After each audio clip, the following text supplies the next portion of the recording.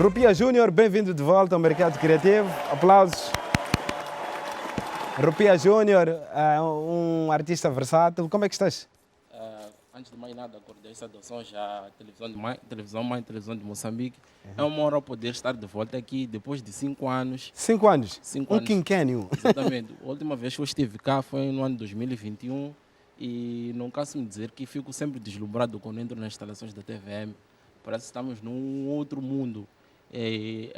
Mais uma vez, parabéns pelo investimento da infraestrutura e quem puder se aproximar das instalações para visitar, acredito que não vai se arrepender. Ok. O que mais te impressiona quando falas da infraestrutura da televisão de Moçambique? Bom, como um entusiasta de cinema, fico bastante deslumbrado com a maquinaria de iluminação. Eu gosto muito de luz. A luz é fundamental para um Sim. resultado Sim. feliz, né? Então vejo as luzes aqui, as luzes são de uma categoria bastante internacional. E com várias alternativas, várias opções, várias Exatamente. soluções, né? Exatamente. Então, não só as câmeras também, mas a essência do audiovisual é a luz. E a luz e o som, né? O som também, sim. Mas a luz é o coração, né? É o coração, é o coração, sim. sem dúvidas. Sim. Mais uma vez, obrigado pela tua presença aqui. É sempre bom receber-te para falarmos da criatividade, para falarmos dos negócios do setor criativo. Ok. Nos últimos anos, vais provando cada vez mais que és um profissional versátil, um homem de 7 ofícios. Quem te conhece sabe que és humorista. Sim. Quem te conhece sabe que és também roteirista, Sim. conhecido por camaleão, é isso também, não é? Sim, um camaleão artístico. Né? Um camaleão Exatamente. artístico, preocupado em contar histórias do cotidiano moçambicano através da lente, através da objetiva, Certo. através do cinema, enfim. Sim. E vais provando isso, porque és jurista, és advogado, Sim. e isso também acaba por completar todo um pacote. Uma pergunta no meio de tudo isto, como é que essas todas as profissões fazem um sentido para ti e como é que elas se complementam uma com a outra? Bom, para falar a verdade, David, eu me considero, na área artística, eu me considero um roteirista. Eu escrevo, não é? E tudo que eu faço é stand-up, é cinema, baseia-se muito na escrita. Então, quando fiz vamos já dizer, não fiz uma mudança, quando fiz esse incremento do direito, é escrita. Só que agora é uma escrita já formalizada. Mas tudo não senti uma mudança muito brusca.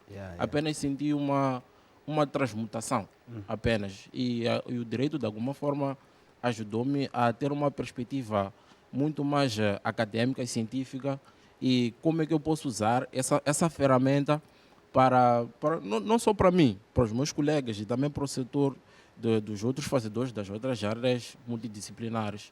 Então eu sinto-me mais confortável e sinto com poder de fala para poder ajudar não só a mim, também aos meus colegas. Ok. Portanto, nós estamos a falar de uma mudança, estamos a falar de alargar Exatamente. vamos lá, um braço, Exatamente, alargar uma os seus expansão. braços, é uma expansão, Sim. é crescer. Sim, A necessidade de criar, mas também de cientificar um conhecimento exatamente. é incontornável quando se pretende crescer de forma séria e com maior possibilidade de gerar um futuro mais promissor e sólido, sustentável. Sentes isso, que agora com a formação em Direito, a tua carreira ganha outro tipo de pilares? Bom, primeiramente dizer que isso é facultativo, porque também tem colegas que simplesmente seguiram a área artística e eles só querem fazer arte até o fim.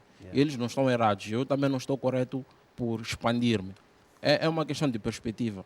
No entanto, eu acredito que com a implementação da ciência e da academia, como o David acabou de mencionar, isso traz muito embasamento.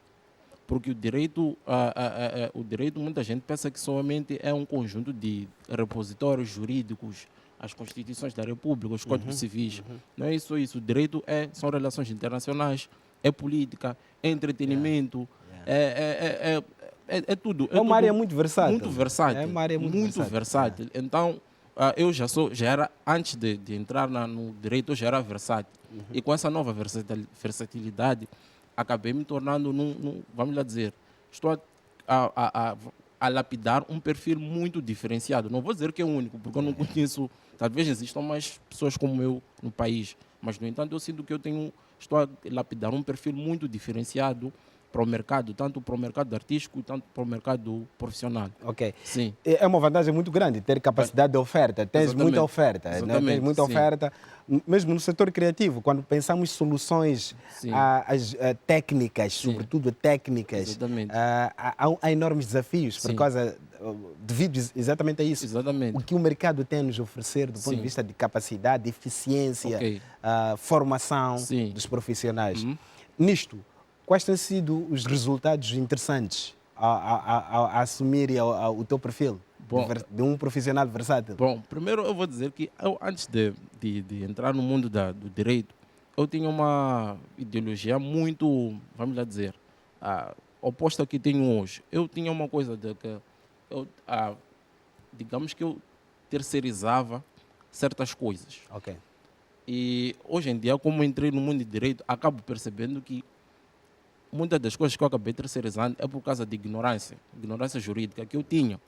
E com um pouco de leitura acabei percebendo que muitas das coisas, muitos legisladores já têm possíveis soluções para nós artistas para várias coisas.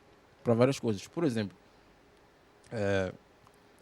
vou usar os artistas de performance que trabalham em palco. Os cantores de karaokê. Os cantores de karaokê, muitos deles reclamam, eu tenho alguns amigos, colegas, né? Reclamam no que concerne a pagamento dos seus serviços. Às vezes dizem que não. O valor é baixo ou não há cumprimento?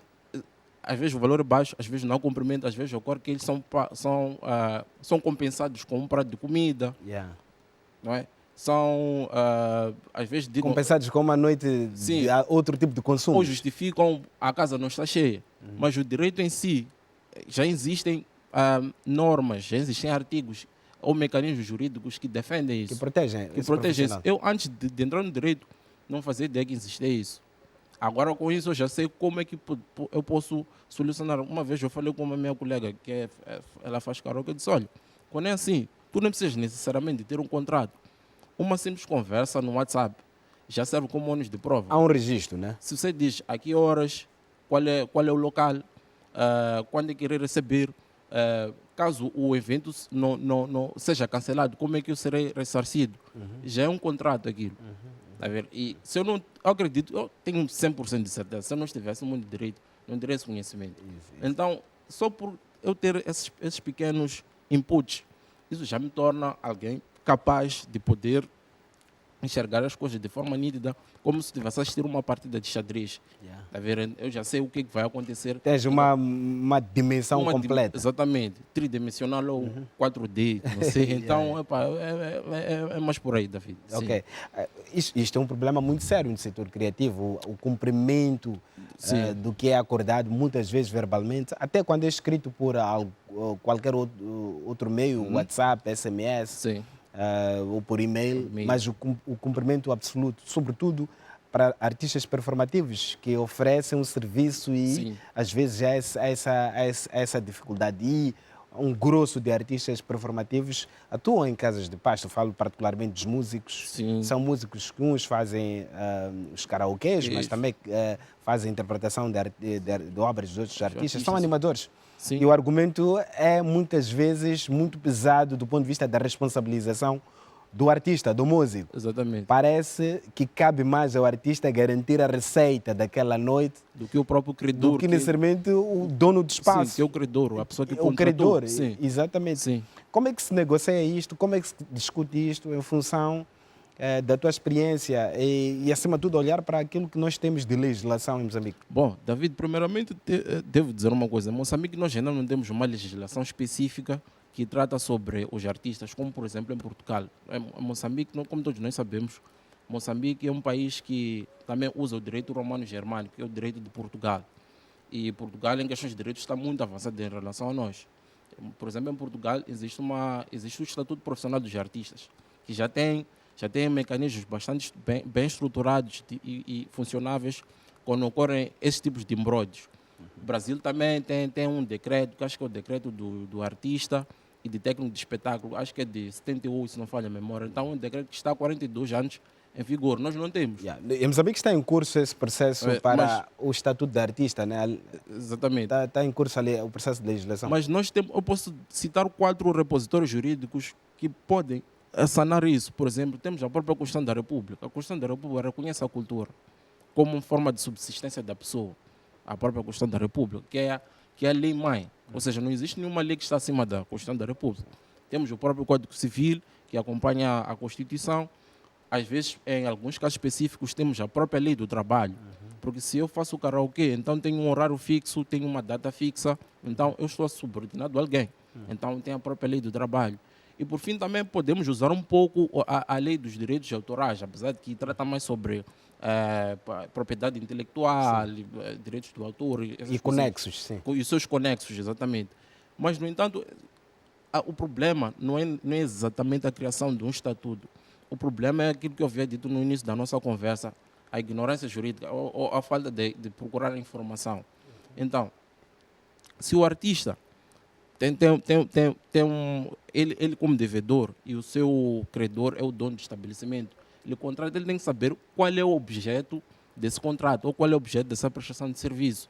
Se estás a me contratar para eu ir ao teu estabelecimento para somente cantar certas músicas, tu não podes alegar que eu não vou te dar o valor certo porque a casa não encheu. Porque a demanda para a casa encher tem muito a ver com outros fatores. Comida, se você vende comida lá, marketing. Bebidas, e não só, não é minha responsabilidade. A minha responsabilidade é cantar e receber aquilo que eu tenho.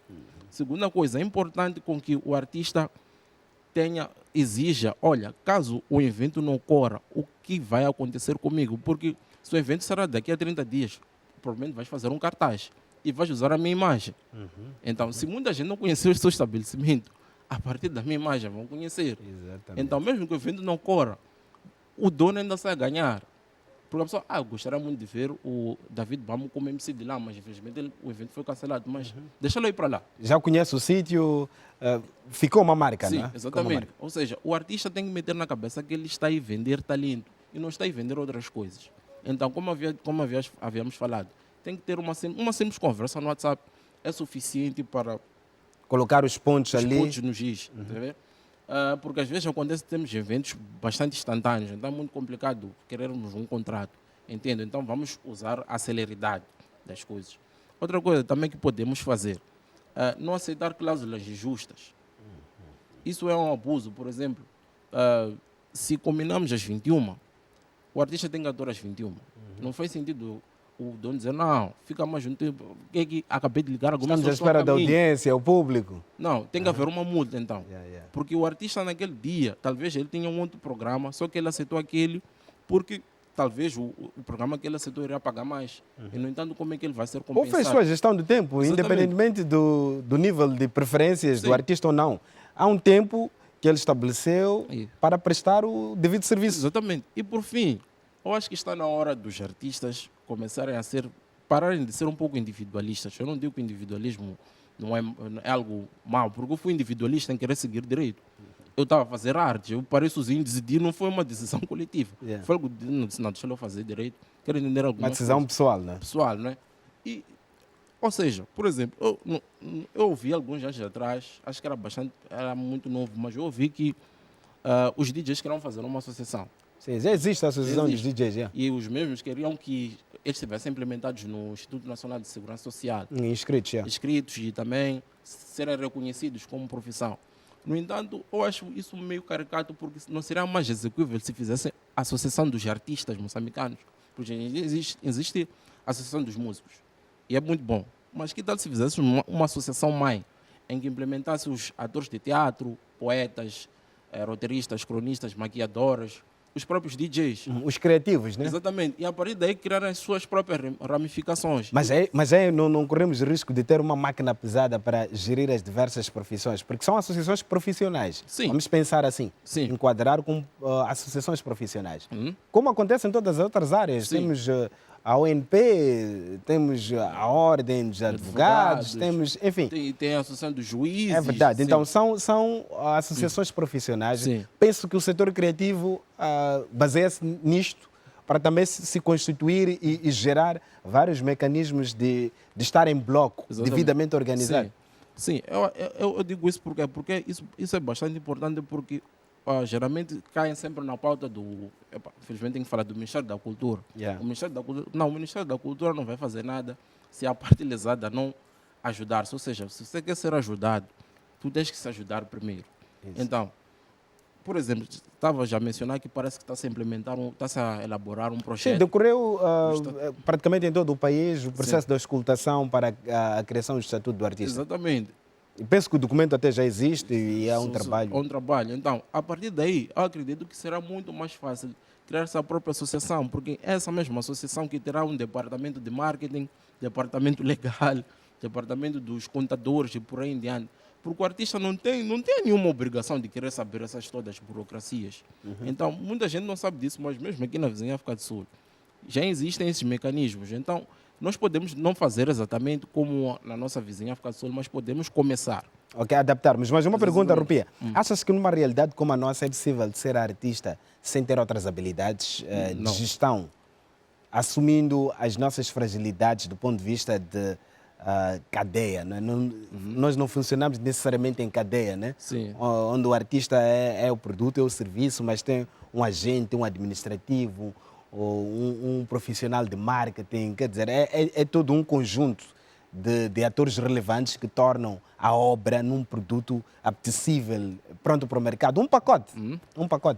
Então, um artista que não tem inclinação para atuar em várias vertentes e ver a sua obra com olhares diferentes, muitas vezes é penalizado por causa das lógicas do mercado. E a minha pergunta é essa: estamos em condições de ter um artista que não tenha outras habilidades neste mercado? Que não tem... Boa, David, nós estamos. Yeah. No entanto, nós temos que parar de fazer a analogia de fora e temos que começar a iniciar. Existem alguns artistas aqui que têm equipas. Até acho que passam de 10, mas existem sim. Eu, por exemplo, quando iniciei a minha carreira com cinema e por aí em diante, no início todo mundo queria fazer tudo. Yeah. Só que com o tempo nós começamos a perceber que cada um tinha inclinação para uma determinada área. Começaram a ver que eu tinha minha inclinação, porque eu também sei filmar, ser editar, mas viram que este é muito melhor em dirigir de forma criativa e escrever. Então disseram, não, a partir de hoje você não vai filmar. Yeah. Faz isso. Tínhamos um outro nosso colega que ele era muito bom em contas. Dissemos, não, vai lá estudar, vai lá fazer contabilidade e tu vais ser responsável nas nossas finanças. Né? Por nos gerir. Exatamente. As contas. Assim por aí em diante. Por exemplo, nós funcionamos desse jeito. Yeah. Ou seja, foi uma comitiva artesanal, de forma artesanal. Ou seja, trabalhamos por afinidade, mas no entanto funcionou. Tem essa probabilidade. Outra probabilidade também, podem também talvez seguir o meu caminho. Yeah. Ver que, olha, sim, eu sou artista, sim, no entanto eu sinto que não estou a ser realmente valorizado. Notar um vazio, uma lacuna e a necessidade de cobrir essa lacuna. Yeah. Procurar informação, porque a informação está lá. Estudar não é necessariamente ir à academia, estudar transcende isso. Yeah. Nós temos várias plataformas digitais, temos a inteligência artificial, temos tudo. Acho que o maior mal do mundo moderno é o excesso de informação. Sim, é a sociedade de informação, muita informação. É o excesso de informação, porque antigamente muita gente não sabia. Acho que no século XVIII, na Inglaterra, eram pessoas seletas que liam livros. Era até tinham livros que eram proibidos de ler. Sim, eles tinham conhecimento de que a partir do momento em que a pessoa tivesse acesso a esse livro, já iria criar algum embaraço. No entanto, hoje em dia tudo está livre. Até existe a própria pirataria, não aconselho, mas existe a pirataria. Então, parte muito, em direito chamamos de dolo. Dolo é o que é a intenção. Parte muito da intenção do artista. Se ele quer criar uma comitiva ou se ele irá querer procurar de forma individualista preencher as suas próprias lacunas. Sem dúvidas, sem dúvidas. E também é importante pensar que uma grande escola, para analisar o seu percurso, uma grande escola que acho que vai ser interessante partilhar como é que ela acabou por ter uma relevância na construção da tua mentalidade de querer sempre aprender, evoluir, alargar o seu perfil do ponto de vista de habilidades, é o cinema. por si só. O cinema é uma área de 7 artes e mais. 7 artes e mais.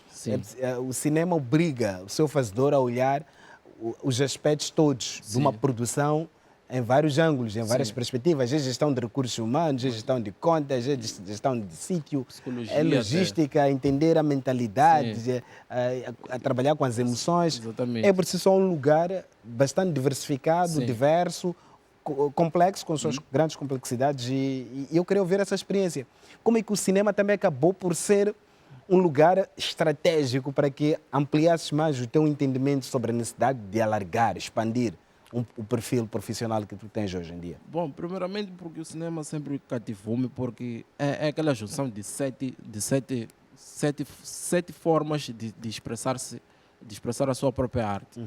E nesse caso, como havias dito, isso transcende, porque hoje em dia também tens os criadores de digitais, tens também os artistas digitais. Muita gente não considera aquilo como arte digital, mas eu, na minha opinião, aquilo é uma arte, porque houve um uso de força intelectual para a produção daquilo, apesar de que foram prompts que criaram aquilo ali, não é? Sim. E aquilo ajudou-me bastante, porque primeiro ajudou-me a conectar-me mais com pessoas. O cinema ajudou-me a conhecer várias pessoas em um curto espaço de tempo. O cinema ajudou-me a escrever melhor. Por exemplo, eu estou num... como é que posso dizer isso? Nós chamamos de hiato. Estou num momento de hibernação, né? E por causa da minha situação académica e profissional. No entanto, acreditas que eu não fico um mês sem escrever? Eu acredito que acho que já tenho uma coisa de 20 roteiros. Sempre a escrever, sempre a produzir, sempre a pensar a história. Por exemplo, essa história tem quantos anos? Estamos aqui a ver o trailer. Januário, acho que foi em 2020. Foi em 2020, porque foi o conceito dessa ideia surgiu com o meu colega, já agora mandar um abraço ao Milton Tinga. É o criador do projeto que está ao meu lado. Aquilo surgiu numa conversa, porque ocorreu aquela situação da pandemia, as escolas ficaram fechadas, então começamos a conversar. Depois daquilo surgiu uma ideia, tipo, imagina lá se alguém tivesse uma situação que iria acontecer. Então eles diziam, tenta lá escrever isso aí. Disseste assim mesmo, tenta lá escrever isso. Exatamente. Escreve. Então comecei, no processo criativo, eu escrevia, eu mandava para o Milton mandava outra ideia. Então, assim, a distância, né? A distância, naquela época. Então saiu assim mesmo. Hoje em dia, eu quando olho aquele filme, esse filme eu tenho muito orgulho, porque não somente por ter-me, vamos lá dizer, inserido no mercado de cineastas, por ter-me dado uma visibilidade internacional no Brasil e tal, mas eu olho como um tesouro que está no meu coração, porque independente do próximo projeto que eu for a criar, que pode ser melhor que esse ou não, esse projeto sempre terá no meu coração. Sim, então, exato. Sim. Acho que o contexto ou o fato de ter sido uma das tuas primeiras obras, ou a obra que determinou a tua inserção no setor audiovisual, cinematográfico? Sim. Por isso, né? Sim, por isso. Temos outros projetos antes, mas esse foi o projeto que teve mais impacto, né? Mas também a história por detrás do filme, né? O Januário. Sim, o Januário. Quem é o Januário? Sabes, eu não sei se tu tens conhecimento disso, mas geralmente escritores e diretores de filmes, eles têm algumas, como é que se diz, sinas. Tem alguns, por exemplo, o meu roteirista e diretor predileto é o Quentin Tarantino. Ok, sim. Tarantino é a tua referência? Sim, é a minha maior referência. Grande Tarantino. Ele escreve, ele é muito autêntico na escrita. E eu gosto dele porque também só tem 10 filmes. Sim, 10 filmes. E o Tarantino tem uma coisa peculiar dele, ele gosta de pés.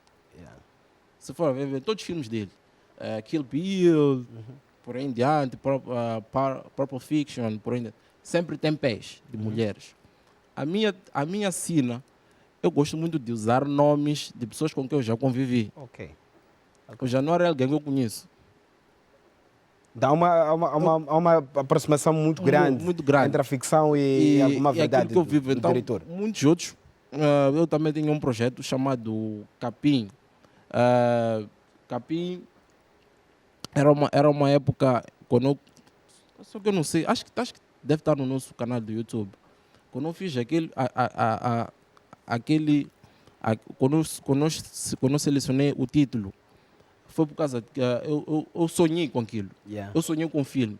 Eu falei com o Milton, não, eu sonhei com um filme assim, ele aí, vamos lá fazer. O Milton Tinga, sim. Grande parceiro seu de estrada, sim, né? ele é isso. É um parceiro de estrada. E foi assim mesmo. Então, a minha cena é muito mais com sonhos e nomes. Geralmente, as minhas referências... Aproximação entre as pessoas à tua volta, exatamente. As histórias e agora que sou advogado, ouço muitas histórias. Um advogado ouve muitas histórias, muitos acontecimentos. Exato, muitos acontecimentos. Coisas. Então, hoje em dia, para mim, ter histórias já não é algo... Tornou-se fácil. Né? Agora, a dificuldade está em selecionar qual é a história que eu quero contar para as pessoas, porque o Tarantino diz muito bem, provavelmente nós nunca vamos ver um filme bom porque você não acredita que esse teu filme seja bom.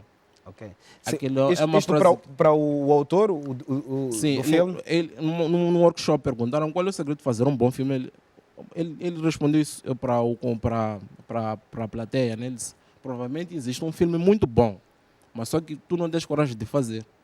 Então, essa frase dele nunca saiu da cabeça. Então, eu acredito que estou muito mais atrevido e quando eu estiver muito mais alinhado, irei voltar com projetos, né? Com mais filmes, sim. Sem dúvida. Uma pergunta também sobre isso, né? Ainda bem que estamos a falar de dois ângulos, entre a jurisprudência, a doutrina, a criatividade. Vamos viajando. E quero falar destes dois aspectos, a subjetividade da arte ou a objetividade do direito. Sim. Como é que isto acaba por impactar positivamente ou constituir um desafio para ti? Ou seja, o teu sentido crítico para acreditar que uma história é certa, para ser contada em filme. Qual é a interferência, por exemplo, do direito no teu processo de decisões como criativo? Qual é a interferência de direito quando estás a pensar num conceito e nos prováveis riscos e impactos? Como é que o direito acaba por ser uma voz sobrenatural que te atormenta ou que te incentiva, que te faz recuar? Enfim, como é que isto é negociado contigo? Bom, primeiramente, todos os filmes que eu já lancei e produzi ou escrevi são filmes antes de Rupia estar no direito. E entrei no direito. Eu ainda não lancei um filme. Sim, mas falo até numa ótica de hipóteses, né? Né? Como é que hoje em dia isso vai ser um desafio para ti? Ou vai ser um elemento adicional, né? Porque o criativo, o roteirista quer viajar muitas vezes. Sim. Deixa-se levar pela história. Mas já o profissional que olha as coisas de forma um pouco mais crítica, mais objetiva, mais material. Material, sim. Não, o direito ajuda-me, por exemplo, na criação dos meus roteiros. Ajuda muito mais na parte de trazer coesão. Okay. Hoje em dia eu enxergo que boa parte das minhas obras são muito... Não é que seja mal, mas são muito subjetivas. Às vezes são mensagens que somente eu que estou a perceber. Então, hoje em dia, eu tenho, fazendo uma análise das minhas obras, né? Eu vejo que, talvez com a cabeça que eu tenho hoje, talvez eu poderia ter sido mais simplista. A simplicidade. Como é difícil ser simples, né? É muito difícil, mas o direito ajuda. Sim.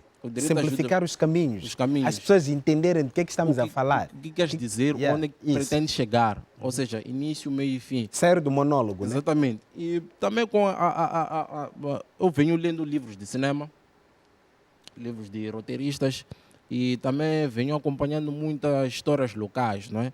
E entrevistas também.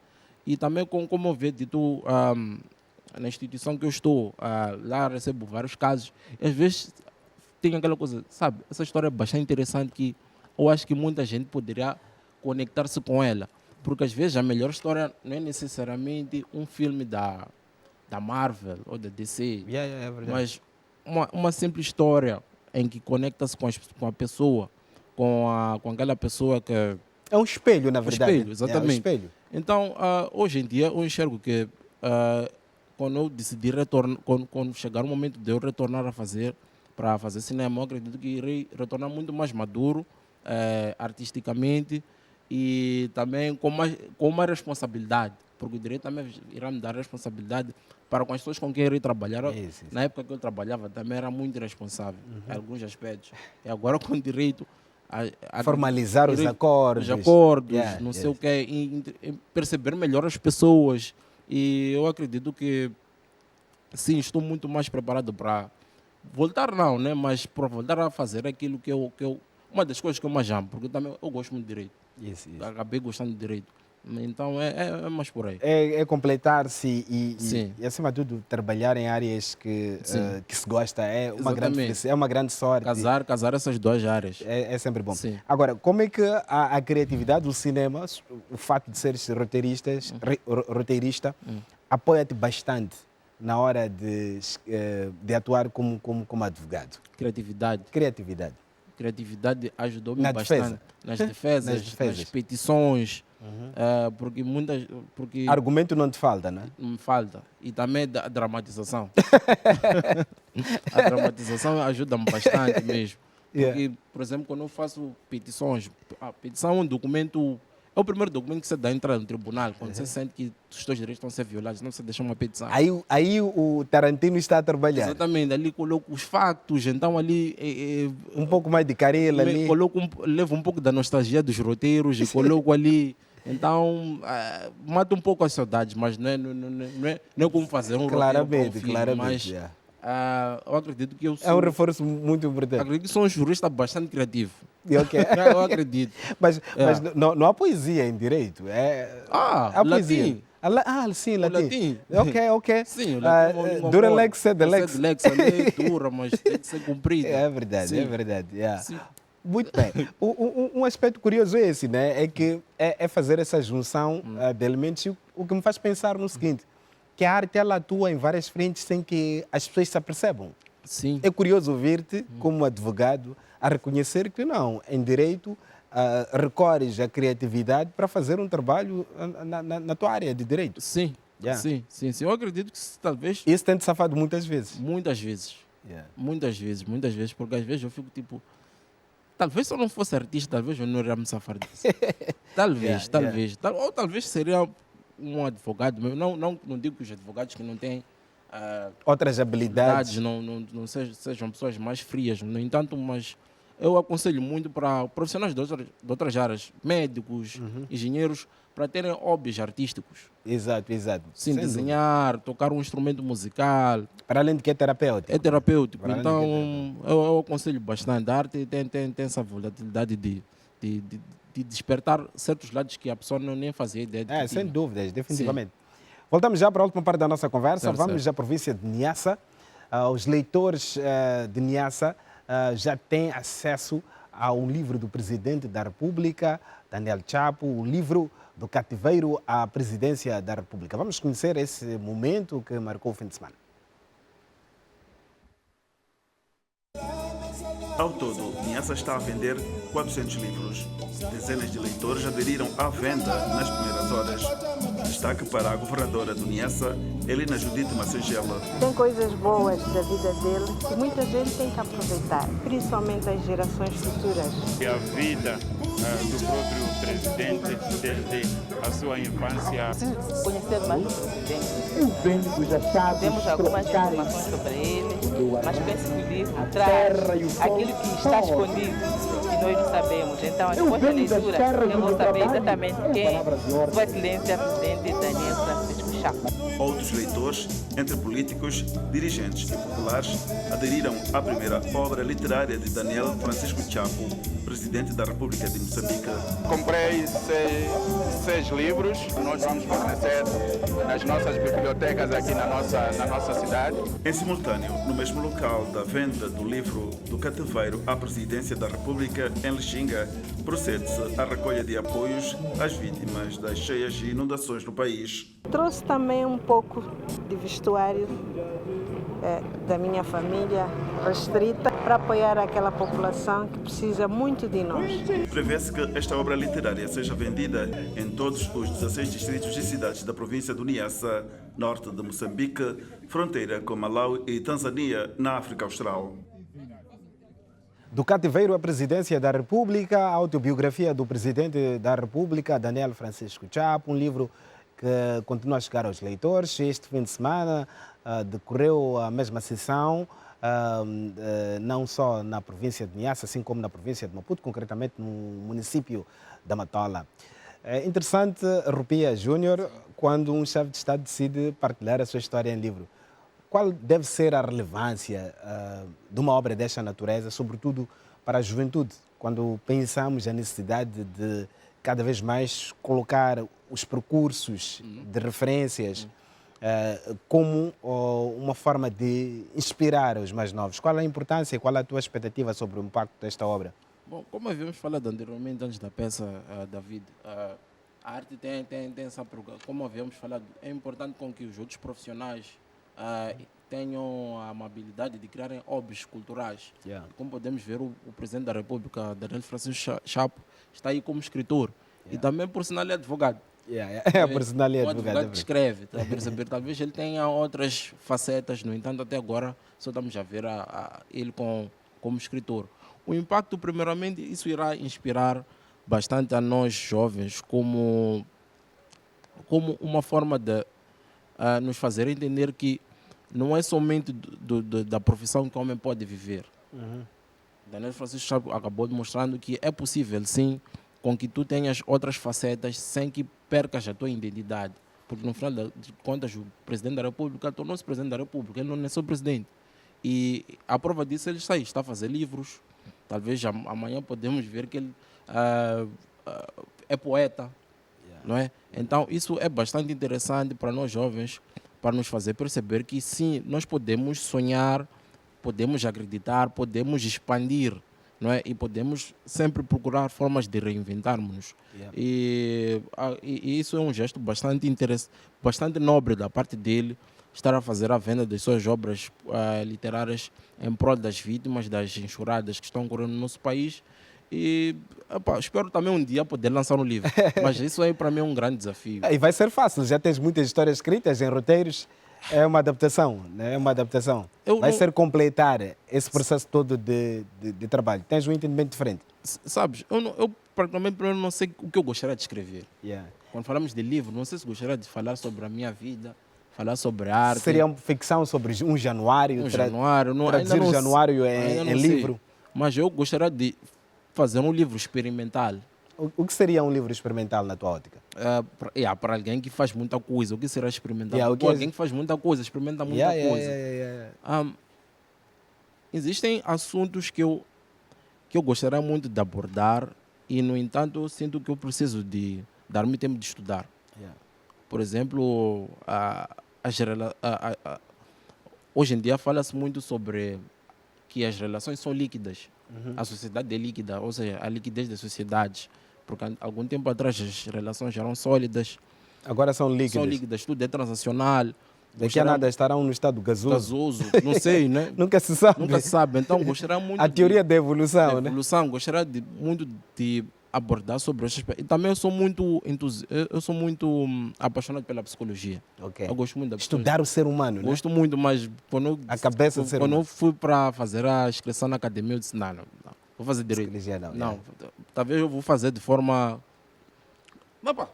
arbítria. Quem sabe um dia eu posso fazer uma formação extra. Sim, mas no teu exercício como advogado é preciso estudar a mente humana, né? Os comportamentos. Sim, exatamente. Então gostaria muito de criar um livro experimental que abordasse essas temáticas sobre a evolução do ser humano, a liquidez, porque que houve essa transmutação de sólido para líquido.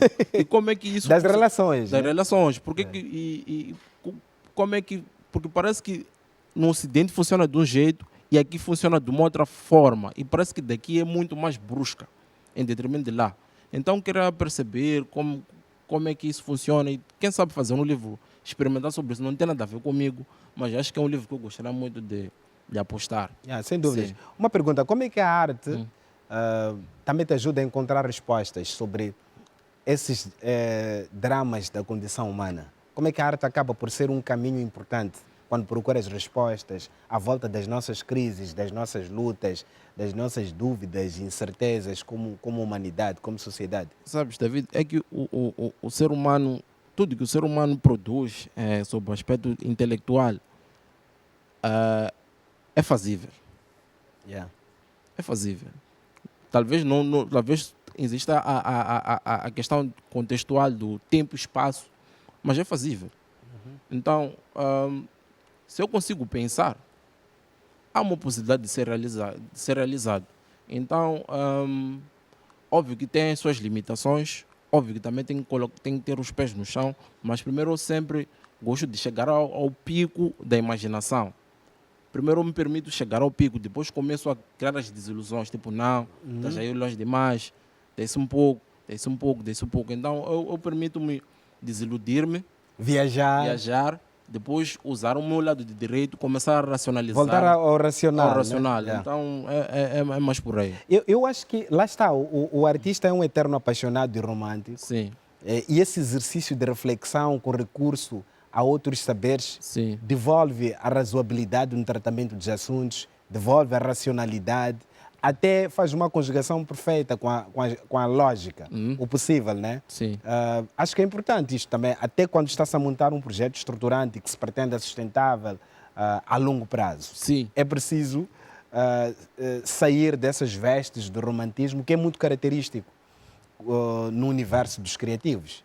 O artista é bastante romântico. E às vezes não é bem assim, não é? Aquela imaginação, aquele romantismo à volta do assunto, às vezes não é bem assim. E sabes, para mim nem devia de ser assim. Um artista, eu acho que tem que começar é isso que eu falava do livro que eu quero fazer. Essa coisa da romantização, de um ser ideal e por aí em diante. E o artista, assim, romantiza demais a sua arte. Por isso que, de alguma forma, infelizmente é vandalizado. E isso também está incluso quando eu falo desse Sim, mas Rupi, achas que seria possível pensar o artista na sua dimensão mais completa e complexa, sem pensar esse sujeito romântico, sonhador e que sai do óbvio?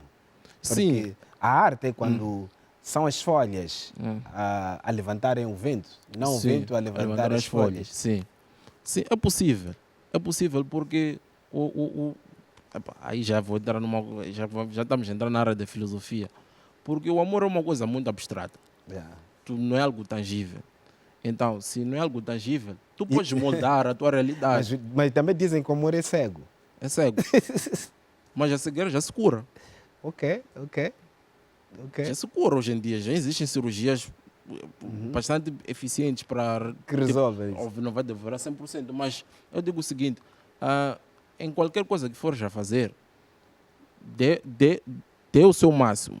E dar o seu máximo não é dar aquilo que tu não podes dar. É dar a qualidade daquilo que tu podes ter. Se a tua percentagem é de 60%, não tem de dar 70%, porque vais dar um 70% sem qualidade. Desse 60%, até antes mais vale dar uns 50% e a pessoa ficar uau.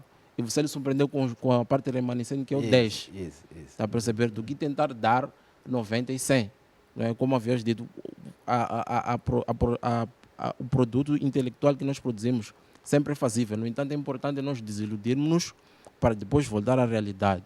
Então, a romantização tem muito a ver com a parte ingênua do artista. Nós, artistas, somos bastante ingênuos e romantizamos muitas coisas. No entanto, é onde já entra a parte da academia, em que vai te ensinar que, olha, é possível tu amares o que tu fazes sem precisar de entregar até aquilo que tu não tens. É possível tu seres um exímio naquilo que fazes, ou seres um artista normal e ter bastante sucesso. Mas sem perder a racionalidade. Exatamente. Sem entender mesmo que as coisas devem fazer sentido. Muita gente pensa que Quentin Tarantino porque ele vai fazer o 11º filme, ele ainda não sabe qual será e quando é que será. Muita gente diz, não, ele está fazendo isso porque ele ama bastante arte. Não, porque ele está a ser racional. Aí é a parte racional não dele. É sobre a quantidade, sim, né? Não é sobre a quantidade. Ele quer deixar um legado. Mas que faça sentido. Faça sentido, tá vendo? Então, esse sentido que ele já deixa de lado a parte romântica de fazer vários filmes. Até porque é um filme de Tarantino, não pode ser mais um filme. Né? Sim. Acho que a responsabilidade de ter muitas obras também é esta. Sim. Estamos a falar de Tarantino, mas estamos a dar como exemplo, podemos falar de outros bons escritores, músicos, que não têm necessariamente, em termos de obras, não têm muitas obras, mas as obras que mudaram a humanidade, transformaram situações, contextos, paradigmas. E ele tem consciência de que se for lançar mais uma obra, pode de alguma forma estragar tudo aquilo que ele fez. Então é isso. Antes vale dar os 60% e ficar por aí do que tentar dar um 100% que nem ele tem a certeza se realmente é um 100% é um castelo de areia, não é? Exatamente. Um castelo de areia. Sim. Obrigado, Rupia, pela tua presença. Muito bom conversar contigo. Eu que agradeço. Uma grande viagem sempre estar aqui contigo. Uma pergunta mesmo a terminar. Para ti, o que é a vida? O que é a vida? A vida é servir. Então, sempre com isso. Não se servir. Não, é servir alguém. Se você consegue servir, tu és uma pessoa nobre. E infelizmente muita gente vive numa realidade de que acredita que tu pode ser alguém sem ter uma nobreza. Então, para mim, acho que a nobreza é uma das virtudes ou valências que todos nós temos que cultivar. Então, para mim, viver é servir. Viver é servir. Sim. Um grande abraço, Rupia Júnior. Sim. Sucessos. Foi muito bom ter-te aqui. Sim, obrigado. Até breve. Agradeço. Até breve. Sim. Muito obrigado. Obrigado também aos nossos telespectadores por terem conosco começado a semana. Quinta-feira estaremos de volta. Vamos continuar, obviamente, a trazer grandes conversas aqui no Mercado Criativo. Um grande abraço. Boa semana a todos. Leiam bons livros, escutem boa música e vejam bons filmes. Até quinta-feira.